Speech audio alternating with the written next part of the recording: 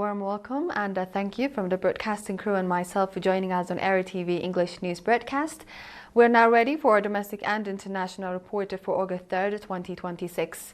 To begin with, I present you the top stories. Eritrean delegation participates in AU Executive Council session.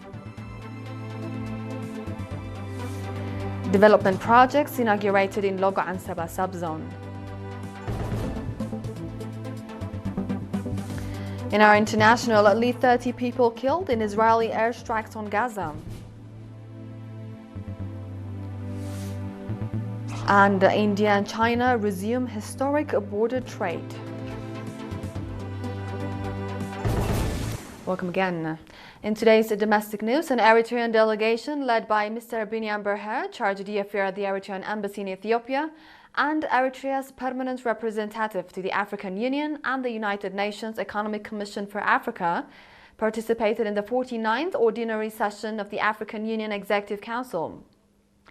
The session, convened at the AU headquarters in Addis Ababa on 28 and 29 July, was held under the theme Assuring Sustainable Water Availability and Safe Sanitation Systems to Achieve Agenda 2063.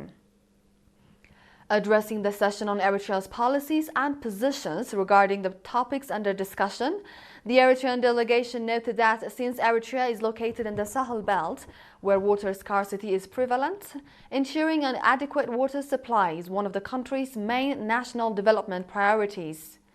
The delegation further stated that Eritrea is making substantial, forward-looking investments in sustainable water management, backed by firm political commitment. The delegation also stated that potable water coverage, which stood at less than 13% in 1991, has now reached 85% as a result of substantial investments in the construction of water reservoirs and related infrastructure. It also added that the number of dams has increased from 138 to 850.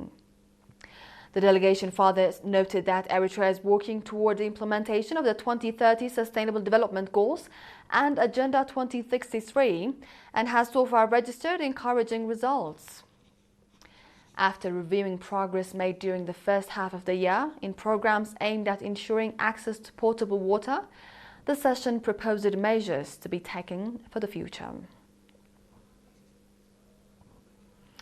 In another news, at an inauguration ceremony for a new dam constructed at a cost of over 12 million nakfa and 2 microdams in Ad-Dahannis, Loga Ansaba subzone, it was reported that the development projects implemented through cooperation between the community and the government over the past 10 years are contributing significantly to improving the livelihoods of residents. Mr. ERi-TV, administrator of the Debre Ad-Dahannis administrative area, said that as a result of the strong efforts exerted, the water supply shortage affecting both residents and livestock has been resolved, creating favorable conditions for the development of irrigation farming. Mr. Abraham Hagos, administrator of the subzone, said that 4 water distribution centers and 3 water reservoirs for livestock and irrigation farming have been established in Ad-Dahannis alone. Ambassador Mohammed Ali Harui, governor of the Gash-Barka region, on his part, commended those who contributed to the implementation of the projects and called for stronger community participation to ensure their sustainability. The residents expressed gratitude for the measures taken to address the water supply shortages they had been facing and voiced their readiness to develop irrigation farming in their area. At the event, certificates of recognition were presented to all those who contributed to the development projects.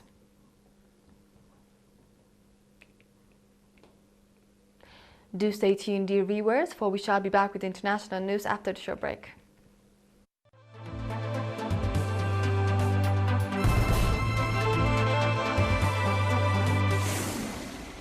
Welcome back. Now, the global arena, at least 30 Palestinians were killed in Israeli airstrikes on the Gaza Strip on Sunday, despite announcements of progress in efforts to implement a ceasefire agreement. The strikes targeted residential apartments, tents sheltering displaced people, civilian vehicles, and Palestinian gatherings from the north to the south of the Gaza Strip, resulting in the deaths of at least 30 people, including women and children. In a press statement, Hamas called on the mediators of the ceasefire agreement to assume their responsibilities, condemn these Israeli crimes against the Palestinian people, and to take immediate action to pressure Israel to cease its aggression in accordance with the agreement. On Friday, Hamas Political Bureau said that Hamas agreed to the latest version of the roadmap for the second phase of the Gaza ceasefire agreement after a series of negotiations. Israeli attacks have killed more than 1,200 people since the ceasefire between Hamas and Israel took effect in October 2025, bringing the total death toll in the Gaza Strip since October 7, 2023 to more than 73,000, according to Gaza's health authorities.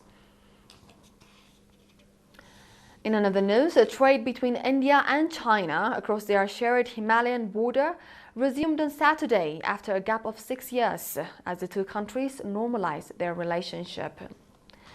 Himalayan trading, a centuries-old tradition between China and India, had stopped during the COVID-19 pandemic in 2020. It remained suspended after a border clash in 2020, freezing relations between the two countries. The restart, led by local traders and using traditional routes, is expected to boost the economies and remote communities in Himalayan border areas. Relations between India and China are almost back to normal, with the pace quickening in recent months. Both sides have initiated confidence-building measures, including the resumption of direct flights and updates to the visa regime. India recently started allowing Chinese investments into critical sectors of its economy, signaling a willingness to integrate its business and economy more with that of China. In 2025 alone, the two countries made a trade exchange worth $155 billion.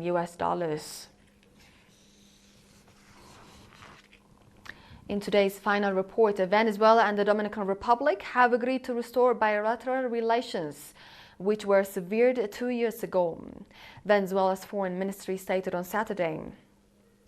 In a statement, the ministry said that the two governments had agreed to begin a gradual process of normalizing diplomatic and consular relations based on a roadmap that will be developed by mutual agreement, following dialogue between the two sides.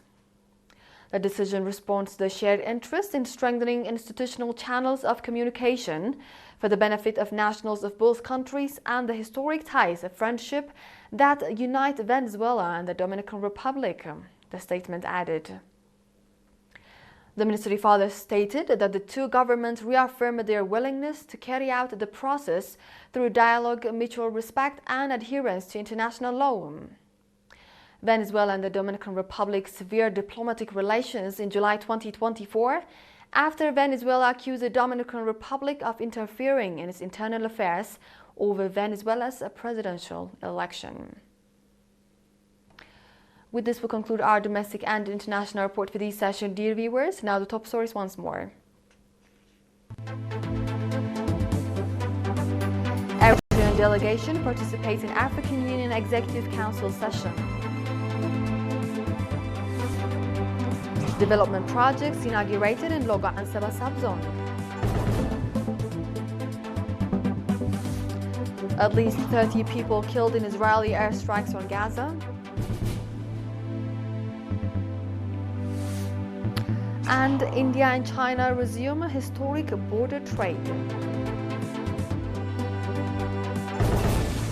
This was The World on Monday with ERi-TV English news broadcast. Dear viewers, more of us, thanks for watching.